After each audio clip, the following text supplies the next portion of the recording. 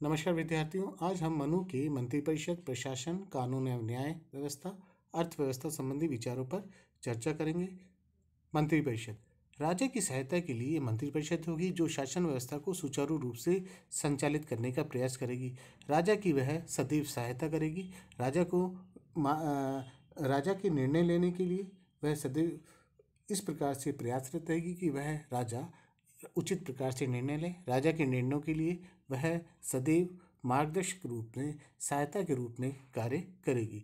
मंत्री योग्य होंगे, ईमानदार होंगे, कर्तव्यनिष्ठ होंगे, स्थिर चित्त वाले होंगे, वेदों के ज्ञाता होंगे, अस्त्रों शस्त्रों के ज्ञाता होंगे, कुलीन वर्ग से होंगे और शूद्रों को मंत्री पद के लिए अयोग्य मांगना है। राजा इस मंत्रिपरिषद का नेतृत्व करेगा। मंत्रियों की संख्या 7 से 8 हो सकती है। राजा के द्वारा मंत्री के विभागों का बंटवारा होगा। संपूर्ण प्रशासन व्यवस्था राजा के नेतृत्व में कार्य करेगी। मंत्रियों का नेतृत्व राजा के द्वारा होगा। बैठकों का संचालन राजा के द्वारा किया जाएगा। विभागों का बंटवारा राजा के द्वारा किया जाएगा।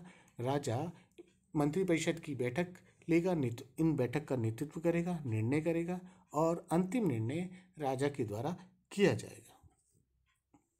मंत्री योग्य, ईमानदार, कर्तव्यनिष्ठ होने के साथ साथ वह सदैव यह प्रयास करेंगे कि वह राजा के लिए सदैव सहायता के रूप में कार्य करें। राजा के सम्मुख जब भी कोई विशेष समस्या है तो राजा मंत्रिपरिषद की बैठक आमंत्रित करके, उनसे मंत्रणा करके उस विशेष समस्या पर चर्चा कर सकता है। और ये जो मंत्रणा है वह अलग अलग विभागों में अलग अलग भी की जा सकती है। यदि सामूहिक मंत्रिपरिषद की बैठक हो तो बैठक में सामूहिक निर्णय किया जाएगा। राजा मंत्रियों की निगरानी करेगा।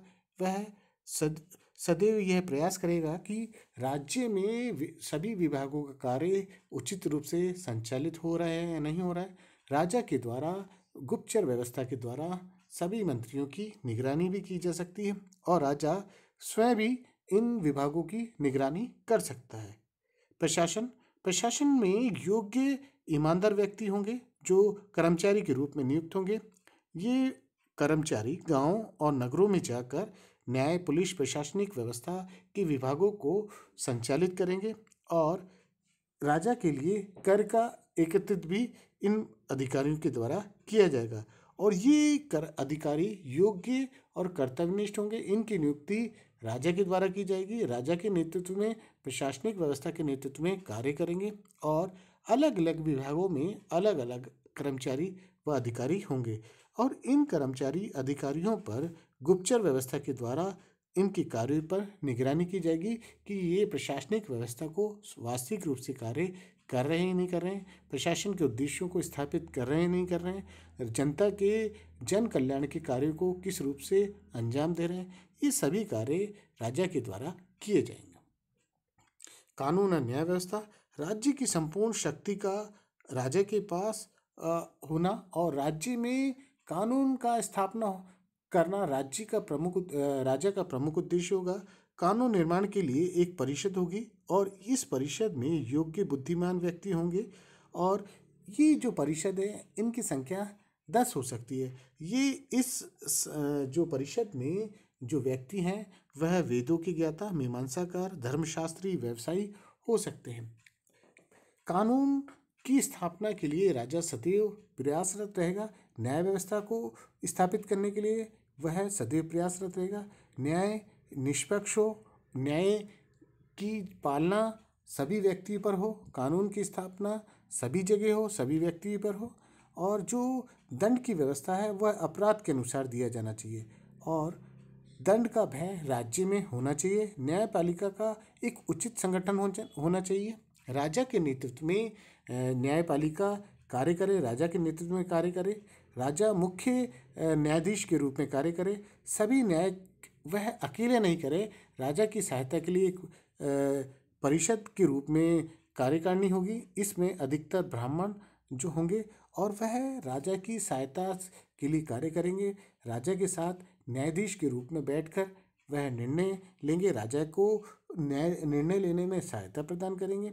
न्यायाधीश निष्ठावान होंगे, बौद्धिक क्षमता युक्त होंगे, उनका चरित्र उत्कृष्ट होगा, वह विभिन्न भावों को समझने वाले होंगे।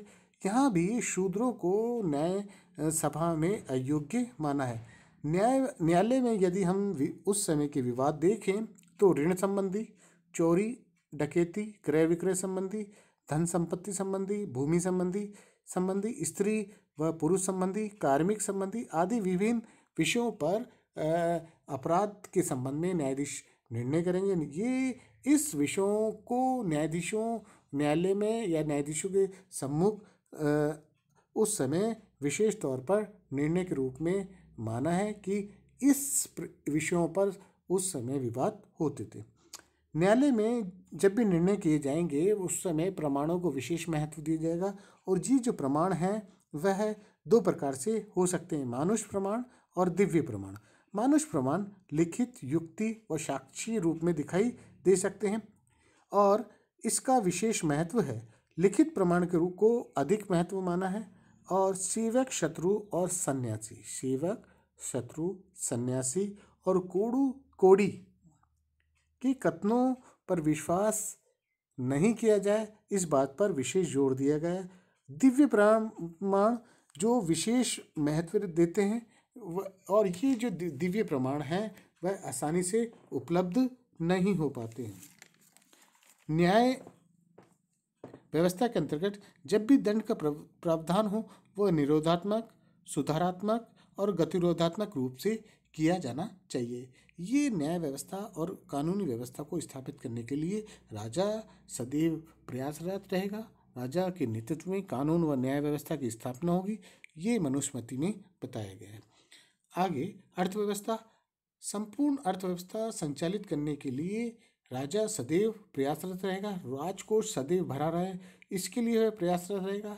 राजा आय के साधनों के द्वारा राजकोष को भरने का प्रयास करेगा और ये जो राजकोष को भरने के लिए विभिन्न प्रकार की करों की व्यवस्था मनुस्मृति में बताई गई है। ये जो कर हैं जैसे बलि, विभिन्न प्रकार के कर, शुल्क, बाजार एवं वाणिज्य वस्तुओं पर चुंगी कर, दंड कर, जुर्माने के रूप में लिया जाना, इस प्रकार के करों के द्वारा राजकोष को भरा जाएगा।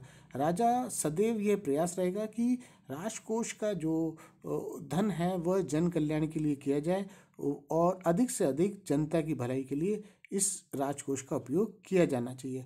और राजकोष के उपयोग के लिए वह सिद्धांतों की भी बात करता है कि मनुस्मृति में राजकोष का जो प्रयोग है प्रजा रक्षण के रूप में किया जाना चाहिए, प्रजा की रक्षा की जाना चाहिए।